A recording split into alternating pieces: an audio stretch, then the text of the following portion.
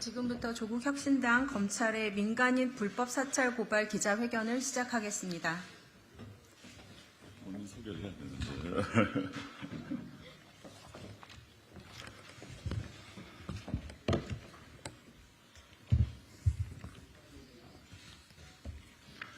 안녕하십니까.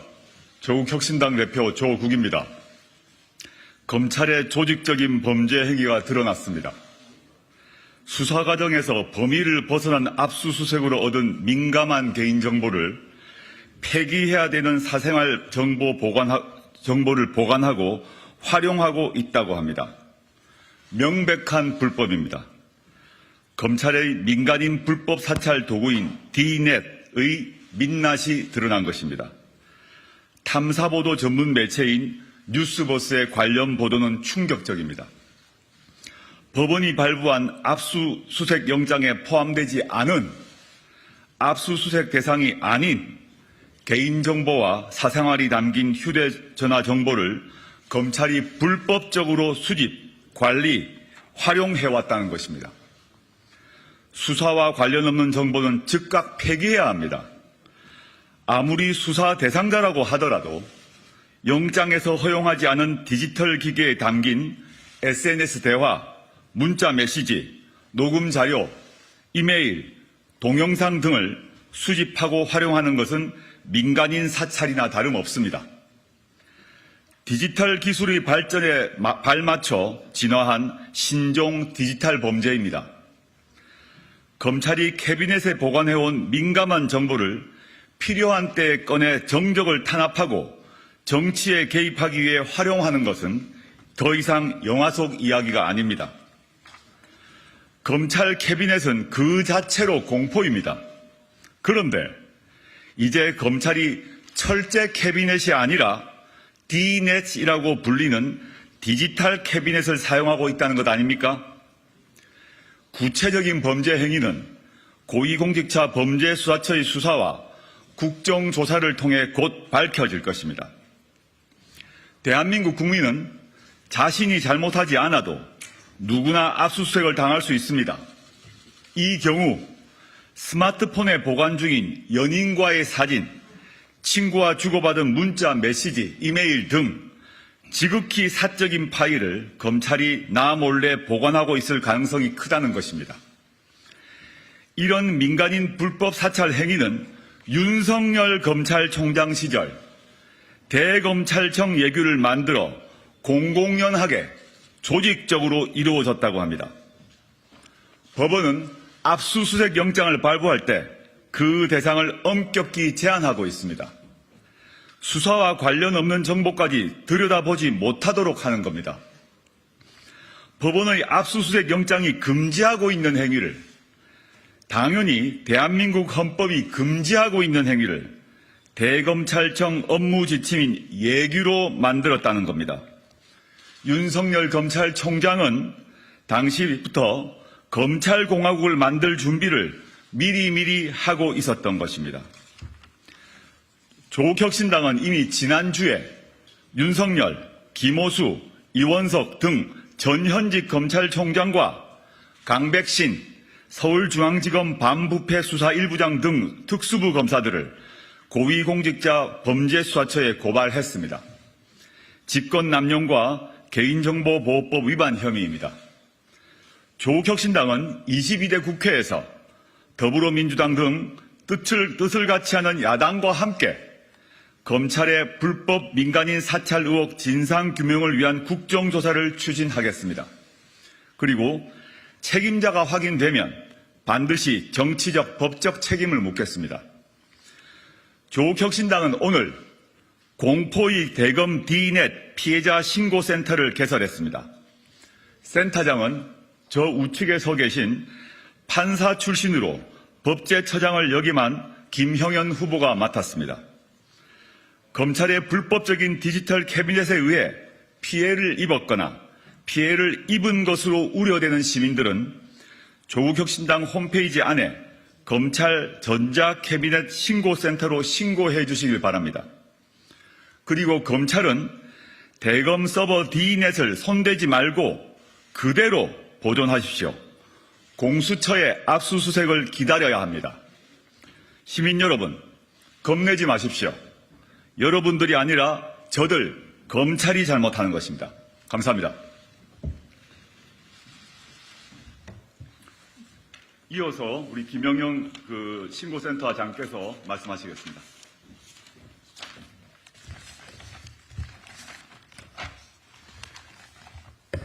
네, 안녕하십니까. 조국혁신당의 법치바로세계 특별위원장 김영현입니다. 저는 이 검찰의 불법 민간인 사찰과 관련돼서 법률적 측면에 대해서 좀 상세히 설명드리고요. 아울러서 지난 금요일 날 대검에서 반박 해명하는 보도자료가 배포된 것으로 알고 있는데 그 부분 대검 해명에 대해서 저희들이 반박하는 내용을 설명드리겠습니다. 먼저 이 사건과 관련된 아주 간단하면서도 핵심적인 법리에 대해서 말씀드리겠습니다. 수사기관이 국민의 사생활의 평온과 자유 등 국민의 기본권을 제한하려면 현행법상 그 법관이 발부한 영장이 있거나 구체적으로 법률에 근거가 있어야 합니다. 법률 용어로 영장이 있어야 한다는 것을 영장주의라고 하고요. 법률에 명확한 근거가 있어야 한다는 것을 법률 유보 원칙이라고 합니다. 이는 헌법이 명하는 원칙이라는 점에서 헌법 원칙입니다. 이런 간단하면서도 핵심적인 헌법 원칙을 모르는 검사가 있다면 그는 국민의 인권을 보호하고 적법 절차를 준수해야 할 책무가 있는 검사로서의 자격이 전혀 없다고 할 것입니다. 압수수색 영장 발부의 사유로 된 범죄 혐의와 무관한 개인정보, 이하에서는 그냥 간단하게 무관정보라고 표현하겠습니다. 이 무관정보에는 별건과 관련된 정보도 포함되어 있는 것입니다. 이 무관정보를 수집하도록 하는 법률 규정은 현재 없습니다. 아울러서 법원은 압수수색 영장을 내주면서 명시적으로 무관정보를 삭제, 폐기하도록 수사기관에 의무를 부과하고 있습니다. 따라서 수사기관이 무관정보를 수집, 이용, 활용한다면 이는 헌법상 영장주의 위반이자 법률유보 원칙에 위반됩니다. 그리고 또한 이 행위는 단순히 헌법 원칙 위반이 아니라 현행법상 범죄 행위에 해당합니다. 검사가 압수수색 영장을 집행하면서 그 영장의 수집을 금지한 무관정보를 수집, 관리, 활용함으로써 개인정보의 주체인 개인의 사생활에 자유라는 기본권을 침해해서 국민의 권리행사를 방해하였으므로 이는 형법상 직권남용 권리행사 방해죄에 해당합니다. 또한 압수수색 영장이 삭제, 폐기를 명한 개인정보가 담긴 무관정보를 취득해서 D넷에 업로드하고 관리하며 접근하는 행위는 개인정보보호법이 처벌하는 6가지 유형의 행위에 해당합니다. 구체적으로 말씀드리겠습니다. 정보 주체의 동의를 받지 아니하고 개인정보를 제3자에게 제공한 자 및 그 사정을 알면서도 개인정보를 제공받은 자. 두 번째, 개인정보를 수집한 목적에 따른 범위를 초과하여 이용한 자. 세 번째, 업무상 알게 된 개인정보를 누설하거나 권한 없이 다른 사람이 이용하도록 제공한 경우. 네 번째, 정당한 권한 없이 허용된 권한을 초과하여 다른 사람이 개인정보를 이용한 행위. 다섯 번째, 거짓이나 그 밖의 부정한 수단이나 방법으로 개인정보를 취득하는 행위. 여섯 번째, 직무상 알게 된 비밀을 직무상 목적 외에 사용한 자에 해당합니다. 이에 따라서 무관 정보를 수집하도록 하는 불법적인 대금 예규를 창설한 윤석열 전 검찰총장. 이 얘기를 폐지해야 할 의무가 있음에도 불구하고 이를 그대로 존치시킨 김호수, 이원석 검찰총장을 직권남용죄와 개인정보보호법 위반죄로 이 교사범으로, 그리고 불법적인 대검 예규에 따라 뉴스버스 이진동 기자의 휴대폰 정보 전부를 D넷에 업로드하도록 한 강백신 서울중앙지검 반부패 수사 1부장을 위 각죄의 실행범으로, 강백신 검사처럼 불법 예규에 따라 업로드하였을 것으로 추정되는 서울중앙지검 반부패 수사부 소속의 성명불상 검사들, 그리고 이 업로드된 개인정보를 별건 수사나 언론 플레이에 활용하기에 조회하였을 것으로 추정되는 대검 범죄정보기획관 소속 검사단을 지난 금요일 날에 고발하였습니다. 이 고발에 대해서 검찰은 지난 금요일 대검과 서울중앙지검에서 각각 자신들의 범죄 행위를 부인하는 변명을 하였습니다. 먼저 대검은 보도자료를 통해서 압수 증거물이 원본과 같다는 점을 법정에서 검증하기 위해 D넷에 별도 수집하였고, 권한을 부여받은 사람에게는 접근하지 못하게 엄격한 통제가 이루어졌다. 그리고 2021년 1월 1일 개정된 대검 예규가 아니라 2019년 5월 20일 개정된 대검 예규에 따른 것이라고 해명하고 있습니다. 아울러서 서울중앙지검 관계자는 이렇게 변명을 하였습니다. 대검의 내부 기준과 법리, 규정에 맞게 엄격하게 처리하고 있다라고 하였습니다. 이에 대해서 구체적으로 반박을 하겠습니다.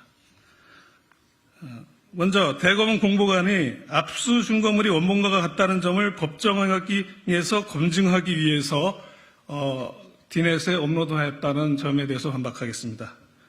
검찰의 말은 D넷에 업로드한 사본으로 압수 증거물 원본의 동일성을 검증을 하겠다는 것입니다. 너무나 뻔뻔한 거짓말이라서 제가 뭐라고 이것을 반박할지 모르겠는데요. 어떻게 사본으로 원본의 동일성을 검증한다는 것입니까? 그 사본이 원본과 같다는 점은 무엇으로 입증을 합니까? D넷에 업로드한 개인의 정보는 사본에 불과합니다. 그 사본을 어떻게 원본의 동일성을 검증하겠다는 것입니까? 제가 18년간 법관 생활을 했지만 D넷에 업로드된 사본으로 원본의 동일성을 검증한다는 이야기는 단 한 번도 들어보지 못했습니다. 두 번째로 똑같은 수사기관이지만 경찰이나 해경은 원본의 동일성을 검증한다는 미명하에 무관 정보를 전혀 수집하지 않고 있습니다. 경찰청 내규와 해양경찰청 예규를 보면 대검의 예규와 그 내용이 많이 다른 것을 알 수 있을 겁니다. 세 번째, 100번, 1000번 양보해서 원본의 동일성을 검증을 위해 무관 정보를 수집할 필요성이 있더라도 영장이 명시적으로 금지하는 데다가 이를 허용하는 법률 규정이 전혀 존재하지 않으므로 법치국가인 대한민국에서는 어떤 경우에도 무관 정보를 수집할 수 없습니다. 이것이 헌법상 영장주의이고 법률유보 원칙입니다. 그 다음 대검에서 변명하는 두 번째 사유로 권한을 부여받은 사람 외에는 접근하지 못하도록 엄격한 관리가 이루어지고 있다고 변명을 하고 있습니다. 그래서 권한이 있는 윤석열 전 검찰총장과 한동훈 반부패 부장이 무시로 불법하게 수집한 국민의 사생활이 담긴 파일을 들여다봤다는 것인가 하고 되묻고 싶습니다. 앞서 말했듯이 현행법상 무관 정보를 수집 관리 활용하는 것은 범죄 행위이고 그것을 들여다보는 것도 범죄 행위입니다. 세 번째, 2019년 5월 20일 대검 예규 때부터 불법 저장을 시작했다는 해명에 대해서는 국민 여러분들께서 2019년 5월 20일 대검 예규와 2021년 1월 1일 개정된 대검 예규를 비교해 보시면 금방 알 수 있습니다. 개정된 예규 22조에서는 별건에 관한 자료를 수집하도록 하겠습니다. 무관 정보를 압수하도록 근거 규정을 두고 있고요. 36조를 신설을 해서 그 압수의 대상도 되지 않은 목록에 없는 그 정보조차도 전부 다 저장할 수 있도록 하고 있습니다. 대검의 그 공보와 관련돼서 추가적으로 말씀드린다면 대검 공보관인 앞서 말씀드린 사정 이와 같음에도 검찰이 조직적 범죄 행위를 은폐하기 위해서 국민을 속이는 허위 내용의 보도 자료를 배포했습니다. 이는 허위 공문서 작성죄 및 동행상죄에 해당합니다. 따라서 조국혁신당에서는 대검 공보관을 금년간에 공수처에 추가로 고발할 예정입니다. 대검 공보관의 공보 내용에 따르면 대검은 불법 예규를 계속 유지하여서 범죄 행위를 지속하겠다는 대국민 협박을 하고 있는 것입니다. 이하 대검의 내부 기준에 따랐다는 서울중앙지검 관계자의 말은 앞서도 말씀드렸다시피 영장주의와 법률유보 원칙이라는 헌법 원칙을 전혀 망각한 주장이라는 점을 밝혀드리고 이하 설명을 마치도록 하겠습니다.